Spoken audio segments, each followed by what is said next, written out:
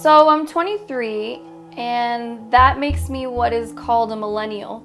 But you could also call me a dancer, a pancake lover, and a glitter addict. Hi, I'm Nicole Rios, and having been born in Chattanooga, Tennessee, that makes me the first generation American in my family. So for the last 4 months, I've been a tour guide on South Beach and Little Havana in Miami. And I've been giving these tours to people from all over the world. We usually take a stroll on Calle Ocho, and we sample typical Cuban dishes. And I find myself weaving in different facts about Cuba that I've learned from Wikipedia or other random sources. And I always tell them, my grandfather was Cuban, which is very true. They usually tell me, well, then you must know a lot about Cuba. And of course, I always find myself responding kind of dumbfounded that I don't know much about Cuba, because I was born and raised in the South.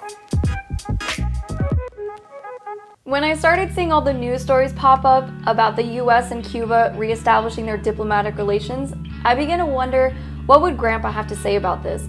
What was his life like in Cuba? Do I have any family left?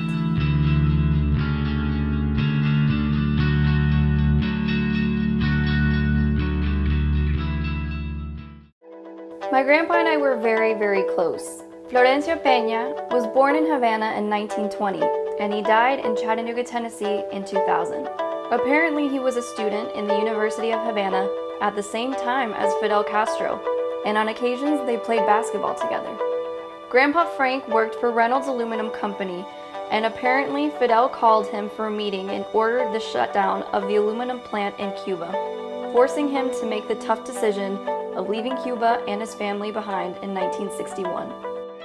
The more I think about it, the more I realize that there's a whole lot that I don't know about my Grandpa Frank, and much less about Cuba or its people. And to be honest, there's a whole lot that I may not know about myself. I'm here to ask for your help to create a docu-series to discover more about my grandfather's life in Cuba and the events that would eventually lead to me being the first American in my family. Now, while on this journey, I want to show you Cuba at this moment in history while all these changes are occurring.